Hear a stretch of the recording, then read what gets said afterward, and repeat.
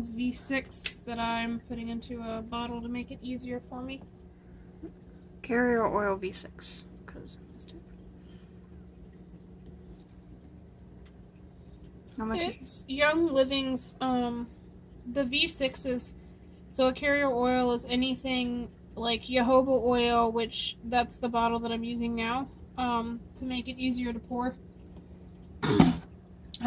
Olive oil is also a carrier oil, and I don't know if anybody, so that's the V6. And Young Living's actually is a mix of them. So it's got olive oil, it's got sweet almond oil, sesame oil, grape oil, and a couple others.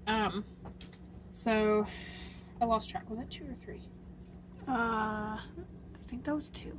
Okay, I was thinking so too. So how many are you putting in here? 6. Because I doubled my batch. I think that's 6. Could be wrong.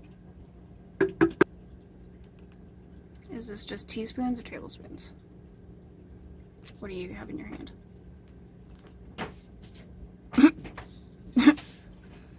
Almost used the wrong thing. I did. So that's a teaspoon. Mm-hmm. How many of that? 2. Oh, So is it 2 for doubling or just regular? for doubling. Okay. We're regular.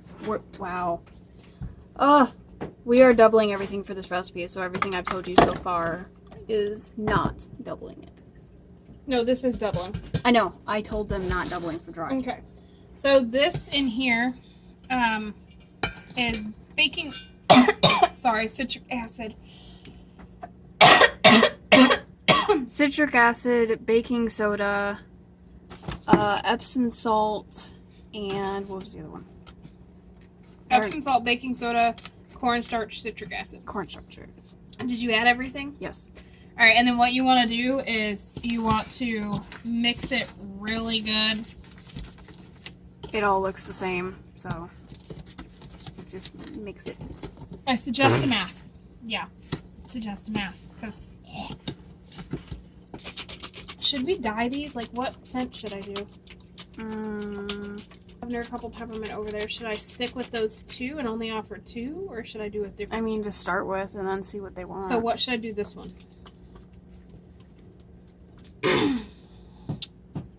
I shook all my stuff real good, and I am going to do 50 drops. Oh my god. If you are adding color, you add it in here.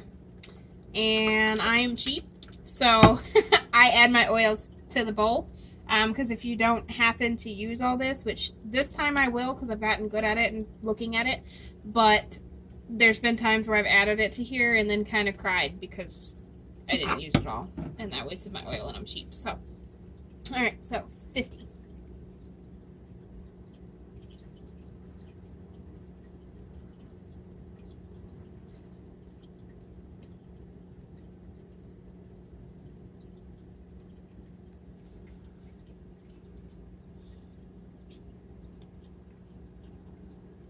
Long ass process, guys. So all the little cool drops in here. Mix it again. And don't worry about getting it like perfect because you know it's not gonna mix. Alright, so it's gonna get real cloudy up in here, y'all. And we are using citric acid in this recipe, so gonna be a lot of coughing. Alright, so you take your little handy dandy little thingy. This is a thing that I got from Michael's. You can get them, I think, at the dollar store and stuff too. But it's just like the old ketchup things. It's just clear. It's awesome. And my little trick is this. And then I also have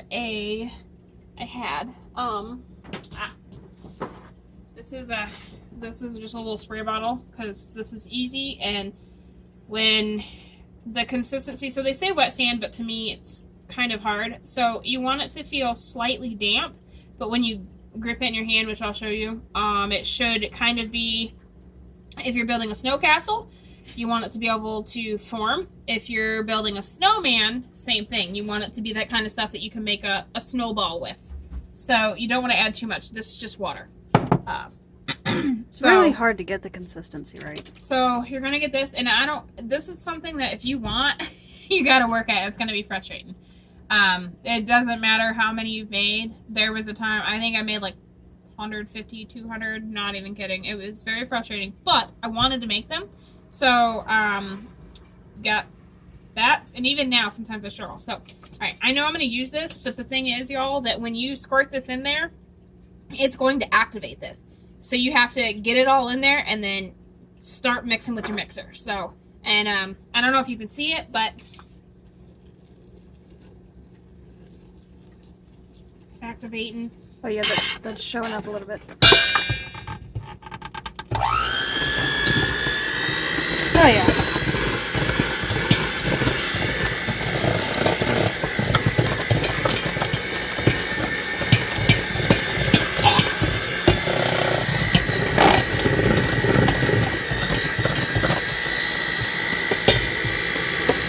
How long do you mix this for? Until it looks like the consistency that you want. So, I'm cheating and making it simpler. This is actually a meatballer. So I'm going to use this. I will do one big one to show you, like, if you have a normal bath bomb mold, how you do it. So, and this is the consistency I was talking about. So it looks kind of like that. But when you squeeze it, it does that. And just like I said, just because it does that does not mean it's going to work. Alright, so get it in here. See, a lot will come off. Sorry, I threw stuff at her. Alright, so, and this is the same for both this and the bath bomb molds itself. Take this and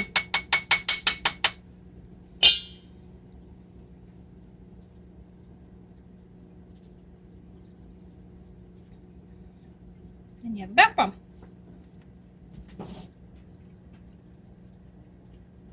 Did it stay together? For now. Yeah, we're just using cooking trays to put them on until they dry out. If you don't have dogs and animals, you could probably put them on your floor if you're clean. Yeah, it we just have what? a zoo, and there's 3 dogs and a cat and 2 little ones, and there's 5 people in this house plus 4 animals. So. Yeah, we use what we can. How long does it take for them to dry? It depends. So if you are, oh, see, there it goes. If you are doing an event like I'm doing, I will leave them overnight, so about 12 hours. If you are using an organza bag or a bag like that where it's going to be opened and not like shrink wrapped or plastic bag where it's still breathable, you can bag them up right away. But since I am going to be shrink wrapping them, I am going to let them sit, I'd say about 12 hours and then bag them. A lot of people let theirs sit for over 24, but it kind of depends on, so I'm from Texas and we currently live in New York. So depending on the humidity and the weather, it can change it. You just want to, it should feel slightly hard, but not crusty, if that makes sense. I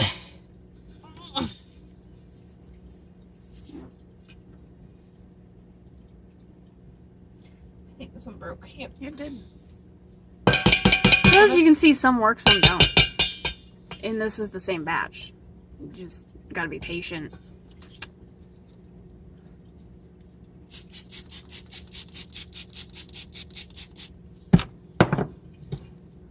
It can be a very frustrating process.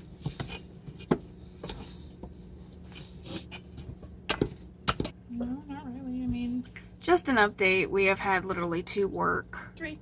3. And We have tried, what, 7? Somewhere 7 to around 10. that. So, just gotta be patient. Sometimes it works, sometimes they don't.